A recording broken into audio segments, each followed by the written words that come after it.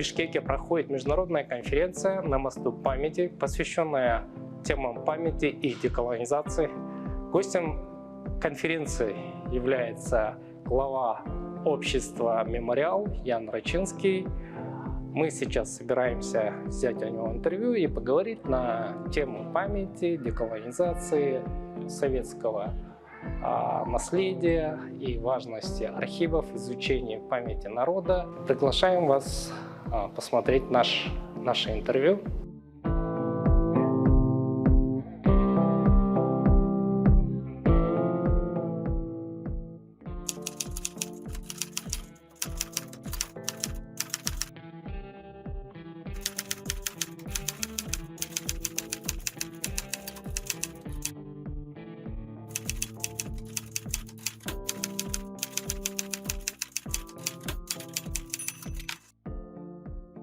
Ян Збигневич, здравствуйте.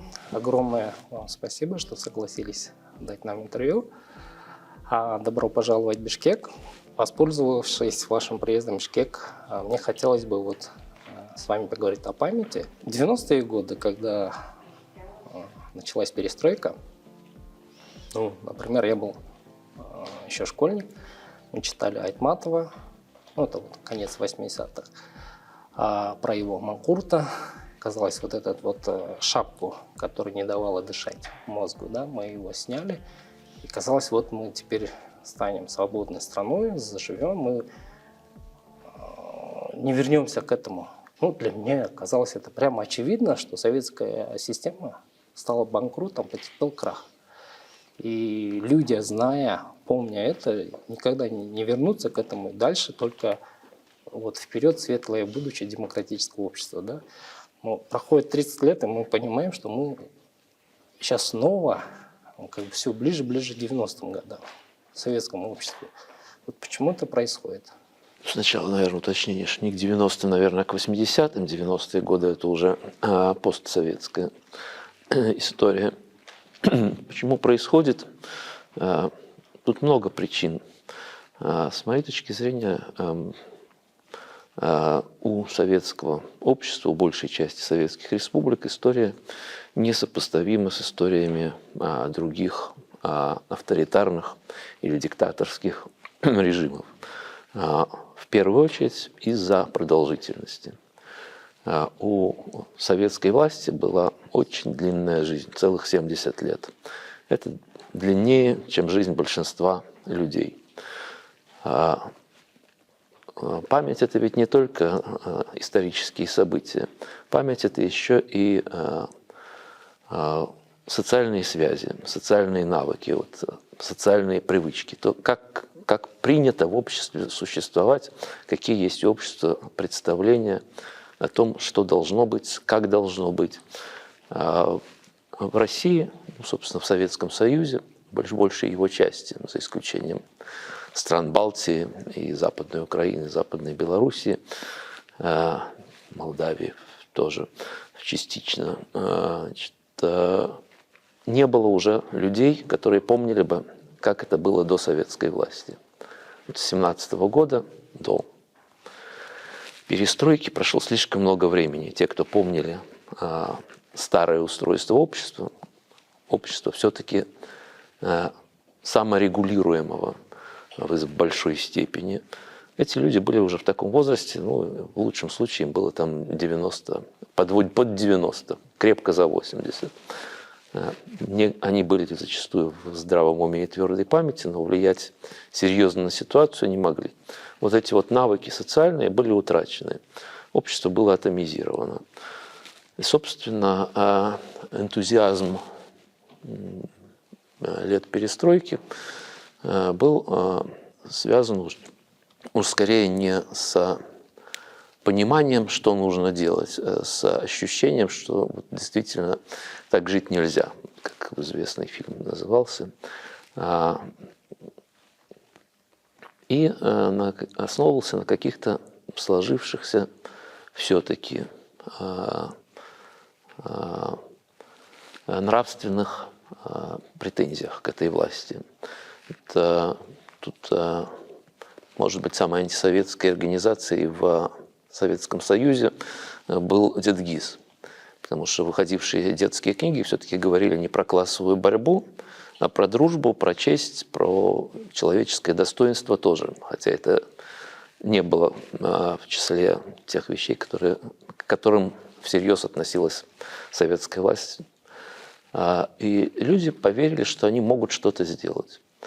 Вот это ощущение, что они могут повлиять на свою судьбу, оно было главным достижением перестройки. И, в общем, думаю, что Горбачев вполне сознательно именно это и пробуждал.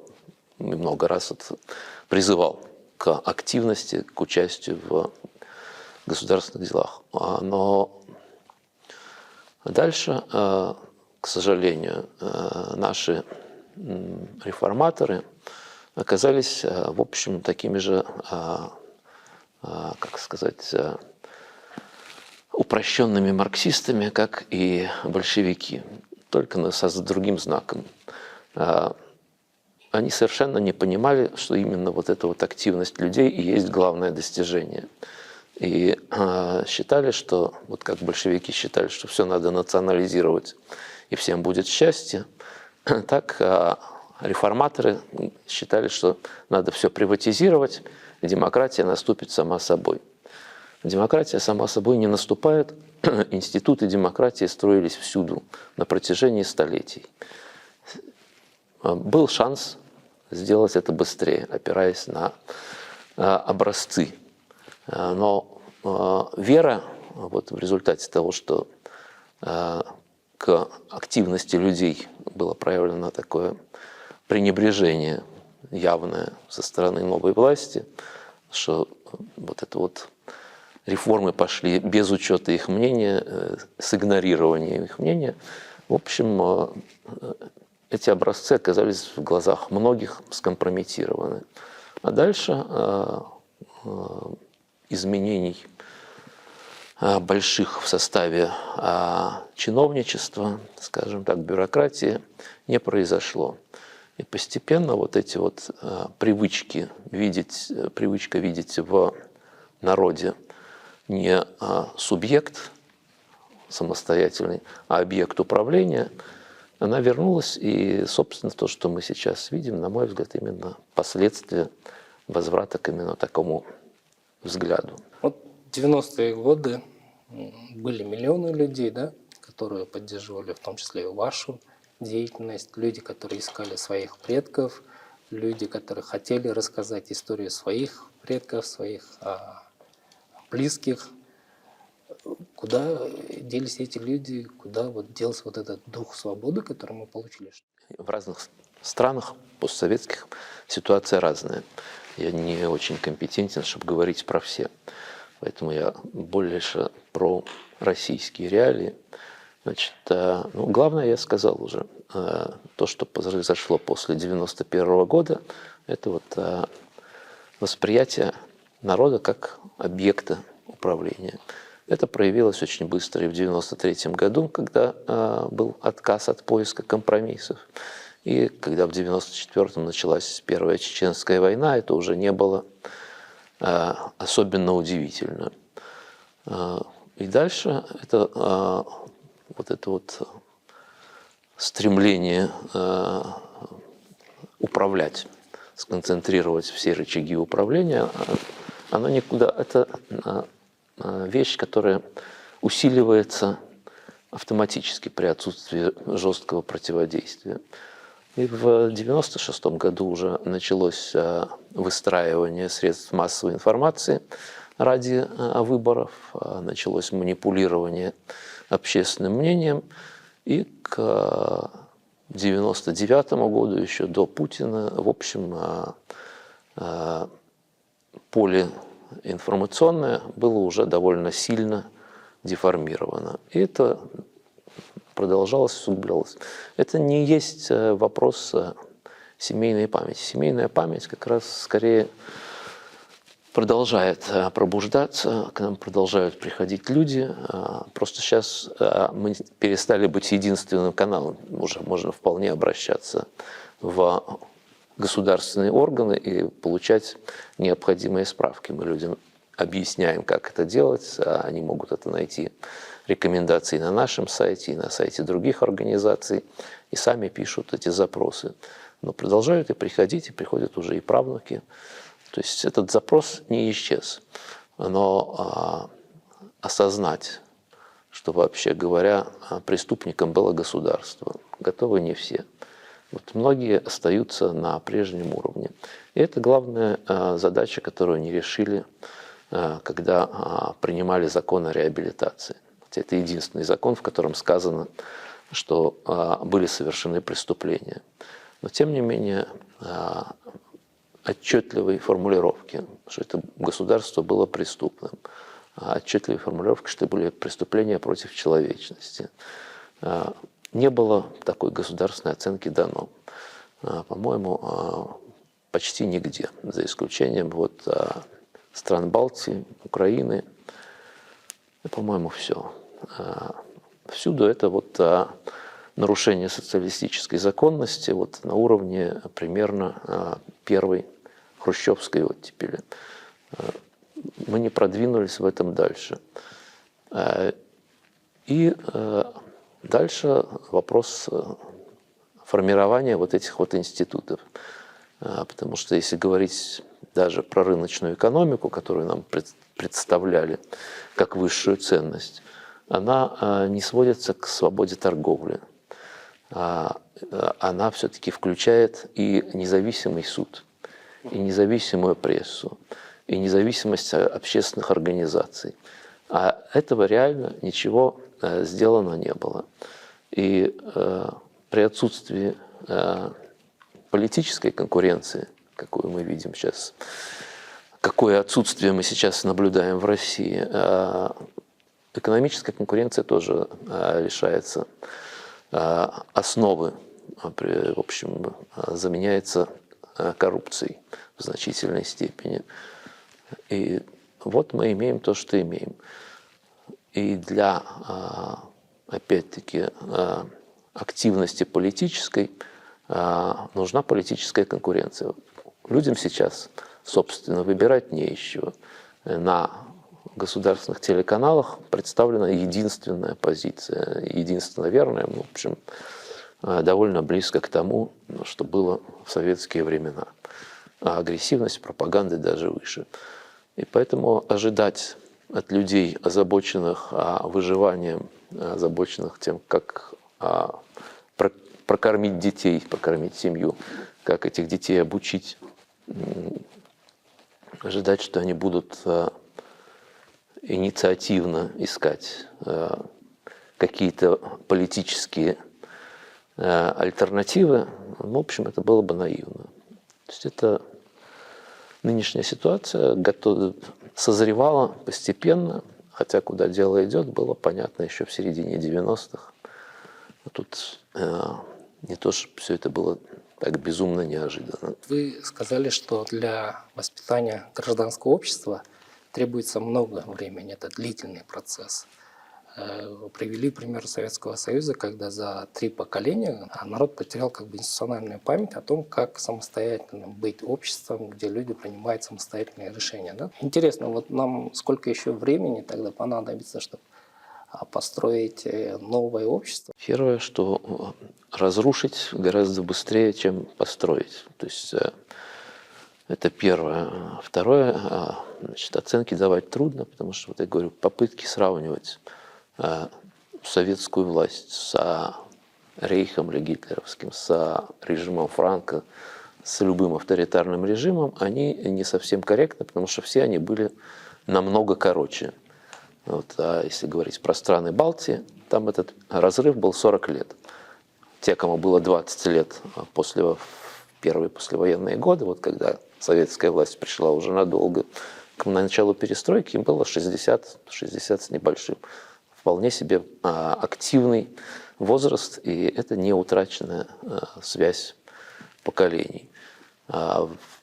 Поэтому говорить, что можно по примеру Балтии восстановить за 30 лет, нет, к сожалению, это будет дольше. Но это возможно только при соблюдении базовых принципов. Трудно требовать от власти, чтобы она всегда действовала так, как надо, Но если эта власть находится под контролем общества, то это какая-то надежда. Строить придется, естественно, долго. Проблема в том, что еще и разрушено доверие вот к этим институтам, к терминам, к понятиям. Сколько строить,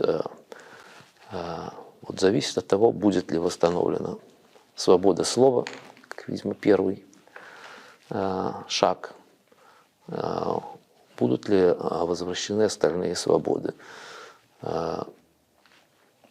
И это, на самом деле, для России огромная трудность. Перспективы не ясны, с одной стороны. С другой стороны, надежда есть, потому что все-таки даже в официальных социологических опросах 20% говорят, что они не поддерживают нынешнюю политику властей. При том, что отвечать этим социологам честно решится не каждый. Поэтому надежда есть, оценивать очень трудно.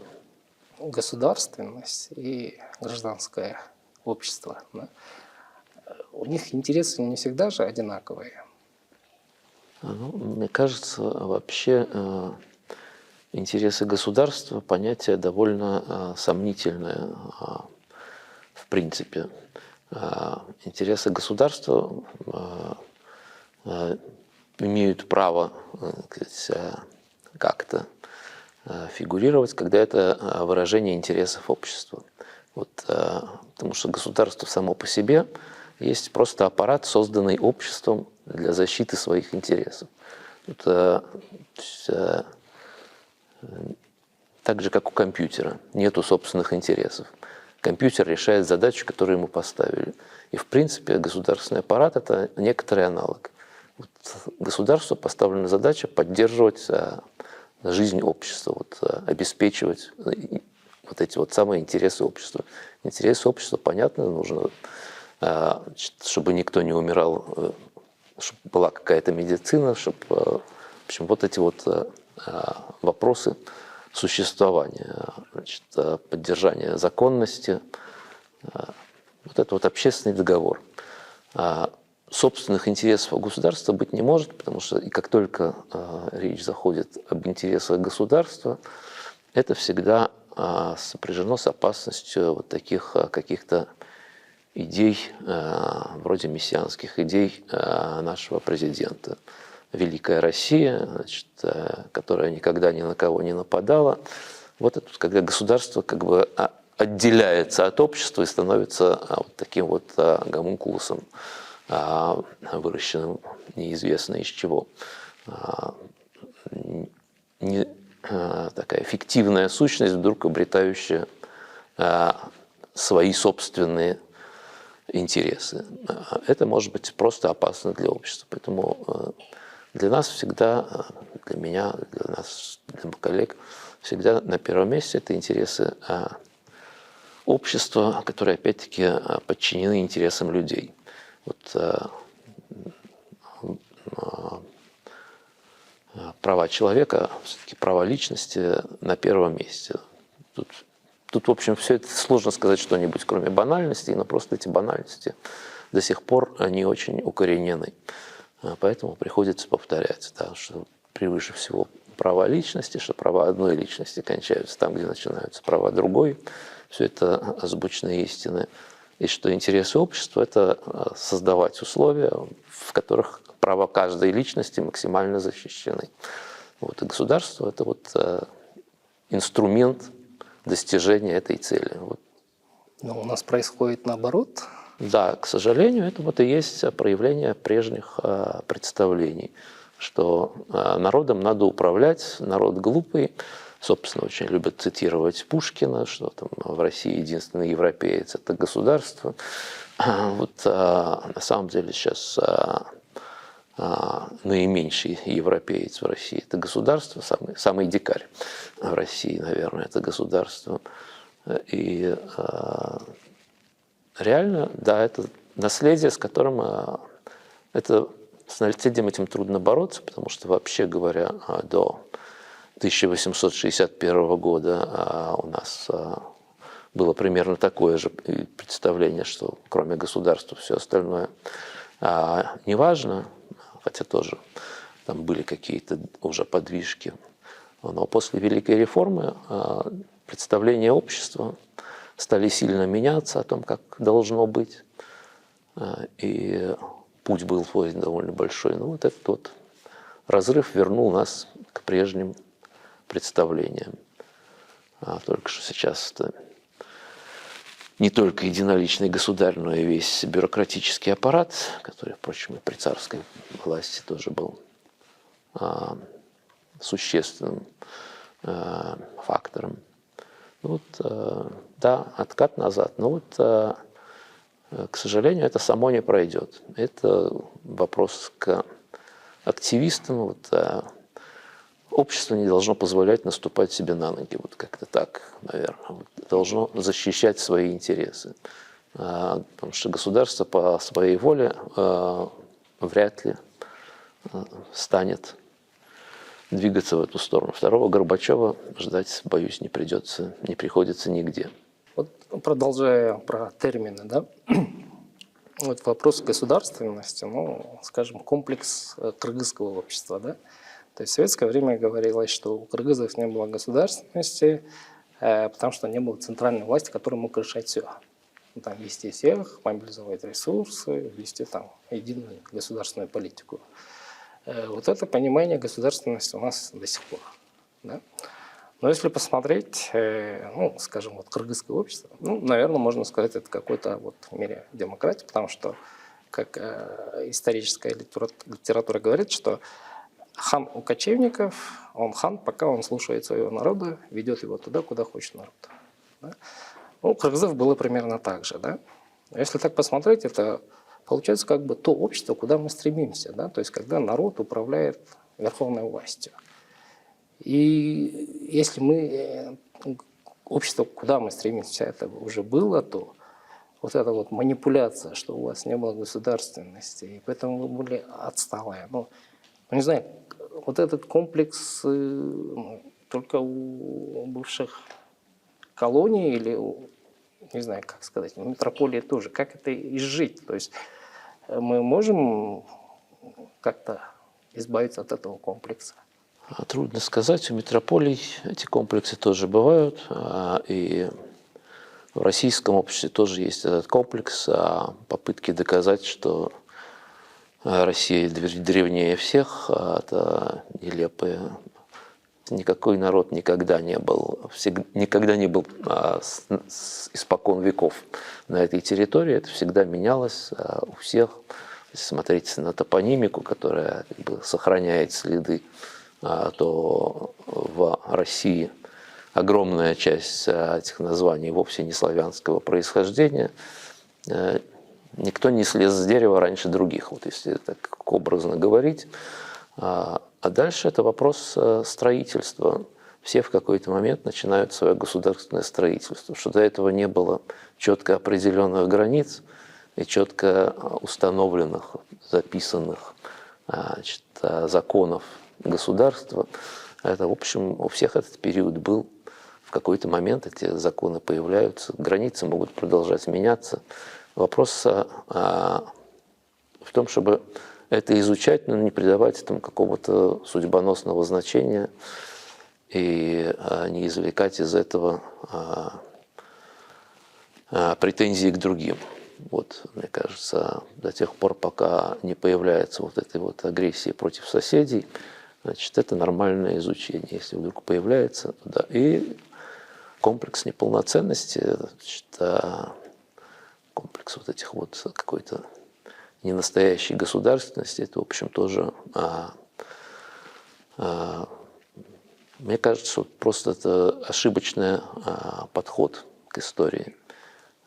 Ни у одного государства нету вот этой вот непрерывности такой, даже в летописании, если смотреть на летописи, тоже непрерывное летописание есть только у японцев, кажется. Тоже я не специалист, это по словам людей, которые разбираются. Но у всех остальных есть перерывы. на чем, собственно, и спекулирует известный псевдоисторик Фоменко, вот эти вот своей альтернативной хронологией. Это все не имеет, на мой взгляд, значения для современного строительства общества. Это все предмет изучения, попытки разобраться, но не предмет для каких-то острых эмоций. Собственно, это и в Москве, это нередко, в России нередко приходится слышать, что вот у эстонцев не было настоящей государственности, у тех не было, у этих не было, а вот у нас была. Просто история России тоже показывает, что эта государственность, как бы сказать, была в разных местах, в разном составе, разбухала постепенно эта государственность. Это вовсе не было от века дано. Ну да, с какого-то момента появилась Киевская Русь. Но до нее тоже что-то на этой территории было. Ну вот какое это имеет отношение, какое это имеет значение для современности. Это имеет значение для историков, действительно интересно изучать, но не более того. Эти факты потом уже используются для какой-то политики. Например, мы помним высказывание Путина, да, что у казахов не было своей государственности. Это как бы намек на то, что вы образовались только в советское время. Да. Как бы это намек на то, что захотим, обратно вернем. В принципе, с Украиной не так произошло, нет? Да, нет. Это я говорю, что это ошибочное, недобросовестное, злонамеренное использование исторических, даже не фактов, а интерпретаций фактов. Вообще говоря, если говорить про Россию, то вначале была Киевская Русь, и как бы старейшие памятники тоже это не на территории Московского царства, все-таки, а в других местах. И летописи тоже Киев, мать городов русских, в общем, никуда от этого не деться. Так что это не мешает Путину говорить, что вот, дескать, Украину создал Ленин. Но, это недобросовестное использование истории политиками. Это, к сожалению, происходит в разных странах, и в демократических тоже это случается. Вот эта вот инструментализация истории. Вот для оправдания каких-то действий использовать историю. Это, в общем, небезопасный путь. Политика делается сегодня, история была давно. Надо исходить из того, что сложилось. Ну, вот, иначе это действительно может привести к тяжким последствиям, ну, собственно, и приводит, как мы видим на этом примере. Всегда попытки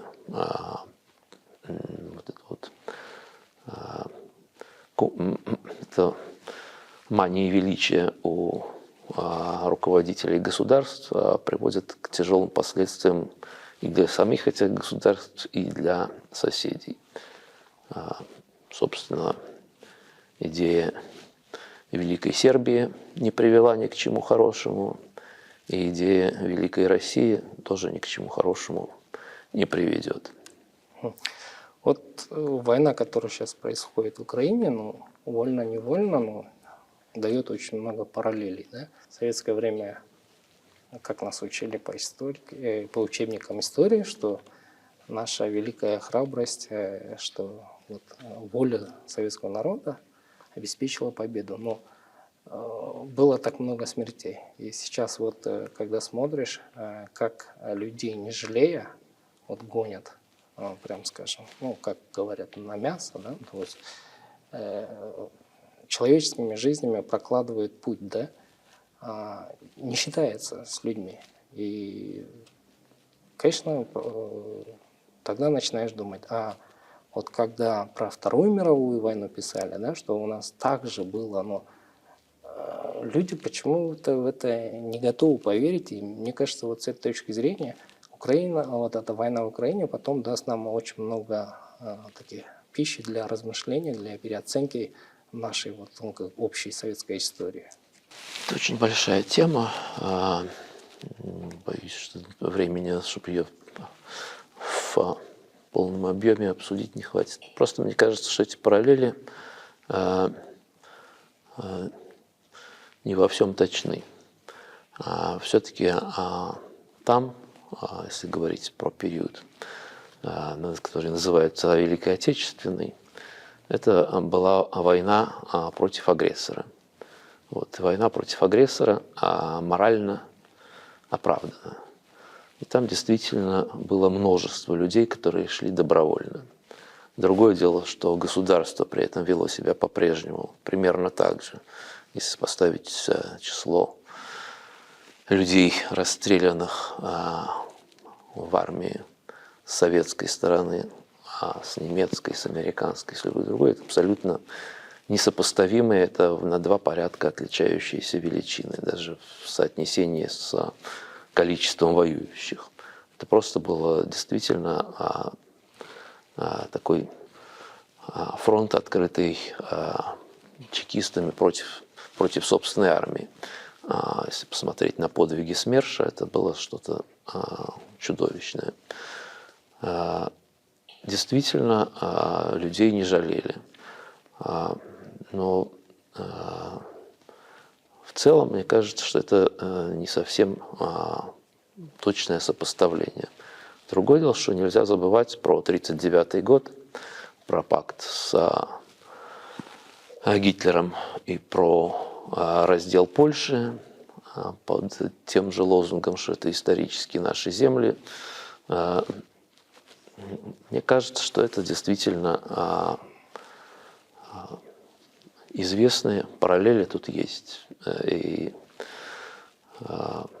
собственно, можно напомнить, как господин Мигранян, небезызвестный политолог, как бы историк, после присоединения Крыма в 2014 году писал, что вот не надо проводить параллели, и вообще, если бы Гитлер остановился на присоединении Австрии, он остался бы величайшим политиком в истории Германии. Ну, вот такого рода бредовые сопоставления и оправдания фактически гитлеровской политики тут показывают, до чего можно докатиться, если пытаться оправдать вот эти вот претензии на чужие земли. Параллели есть, и это действительно может быть полезным для осмысления того, что происходит сегодня. Но это еще не сегодня начнется. Против вас тоже есть обвинение, что вы оправдываете нацизм, фашизм и на сегодняшний день это обвинение со стороны маргинальных структур, которые никого не представляют, и, в общем, их обвинения ни на чем не основаны. В принципе, у нас в России уже довольно много политических заключенных, просто поэтому я и говорю, что рассчитывать на справедливый суд в России довольно трудно. У нас много людей, которые получили жестокие приговоры просто за слова. Это вещь, которая немыслима в демократических странах. И хотя наши власти любят ссылаться на то, что, скажем, в Соединенных Штатах есть закон об иностранных агентах. То, что у нас совсем другое, это они упускают из виду. Но примеров осуждения на многолетние сроки за слова за пределами России они пока не приводят. И вообще даже не пытаются выстраивать такие сопоставления. Ну вот, думаю, что это не может продолжаться особенно долго. Все-таки 21 век и слишком другая ситуация. Уже и каналы информации совсем другие. Так что я думаю, России предстоят довольно большие перемены. Кого в России сейчас признают иноагентом, они закрываются. Те, кто не согласны, они многие покидают Россию. Да? Вы еще продолжаете жить в России? Я остаюсь, да, я живу в Москве, как и многие мои коллеги. Мы работаем для российского общества в первую очередь то, что мы можем делать в Москве, не только для российского, потому что у нас есть коллеги и за пределами России, которые работают в разных странах европейских, во Франции, в Италии, в Чехии, в Германии. У нас много друзей по всему миру, которым и важна, и интересна эта работа, потому что жертвами советского режима стали люди более или менее практически всех национальностей земного шара. Да, мы продолжаем работать в той мере, в какой это позволяет ситуация. Первым председателем Совета мемориала был академик, лауреат Нобелевской премии мира Андрей Сахаров. Да. В 2022 году вашу организацию формально как юридическую организацию закрыли. И в этом году же вы получили Нобелевскую премию мира. Вы не видите в этом какую-то символичность? Ну, символичность вижу, я про это даже уже и говорил не раз. Вообще говоря, в России 4 человека, 4 лауреата Нобелевской премии, 3 человека и 1 организация. Вот последний раз это мемориал. А до этого это академик Сахаров, это Михаил Горбачев и Дмитрий Муратов. И, в общем, на мой взгляд, это очень почетное соседство.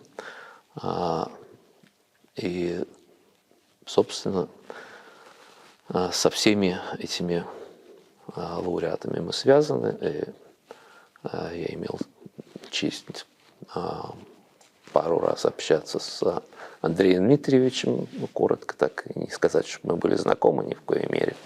Но, тем не менее, чем-то я смог ему, кажется, помочь в какой-то мелочи.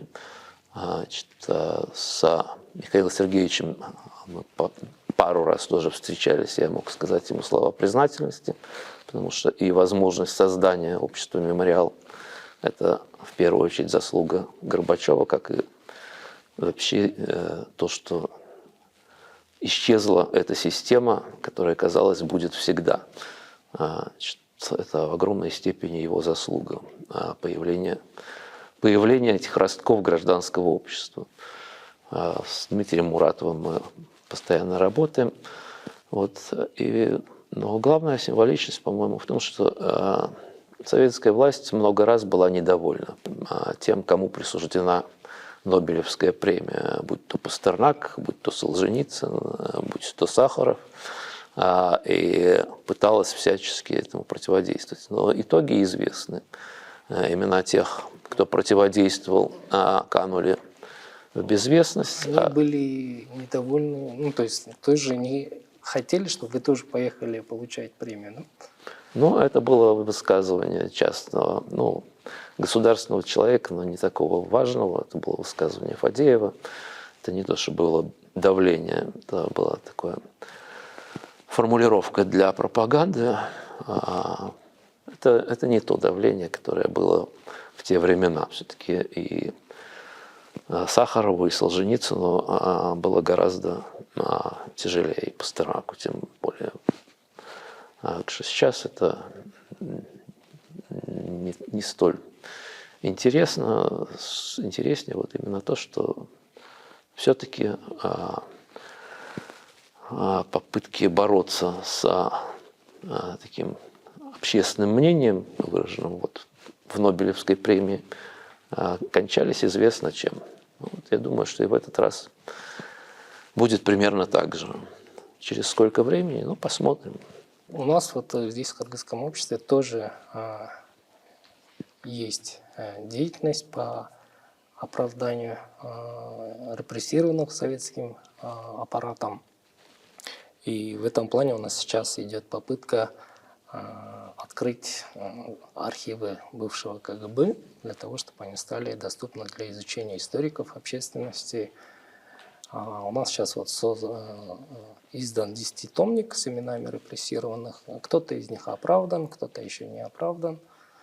Что вы могли бы посоветовать кыргызскому обществу, как нам быть с этими людьми, потому что мнения разные. Ну, у нас многие вот говорят, что если откроются архивы, там родственники, которые друг на друга писали доносы, могут там разругаться, и это может привести к каким-то социальным напряжениям. На мой взгляд, это искусственно привнесенная мотивация для того, чтобы не открывать архивы. Это та теория, которую развивали вот, сотрудники КГБ еще в советское время, еще в годы перестройки, когда этот вопрос начал всерьез дебатироваться.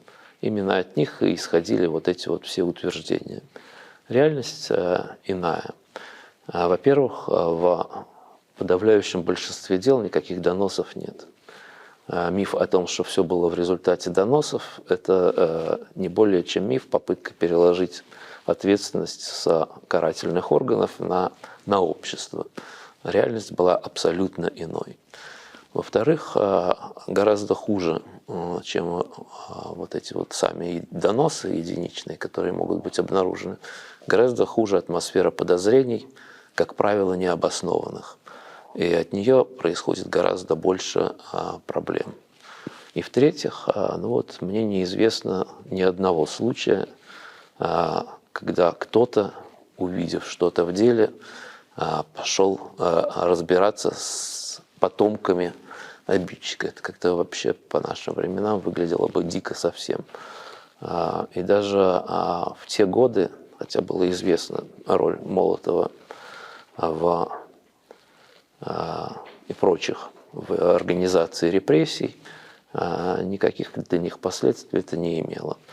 Был когда-то слух, что кто-то из бывших репрессированных при встрече дал Молотову по физиономии, но похоже, что это тоже только такой миф успокаивающий. Реально никто из них не пострадал. Из реальных организаторов репрессий, из следователей, которые вели дела, которых вернувшиеся репрессированные знали и встречали. Все эти разговоры – это только предлог, чтобы не открывать архивы. Открытие архивов покажет не отдельных виновников. Открытие архивов покажет масштабы преступлений государства. И, может быть, научит относиться к государству с некоторым, с презумпцией подозрения. Что, вообще говоря, государство должно быть под контролем. В принципе, это главный лозунг актуальный, что государство должно быть под контролем общества. Я, конечно, думал, мы больше поговорим про архивы, но так вышло, что мы больше проговорили про политику, больше про память я вот хотел поговорить. Огромное вам спасибо за интересное интервью. Ну, конечно, мы вас еще раз поздравляем. Да, с спасибо. премией мира.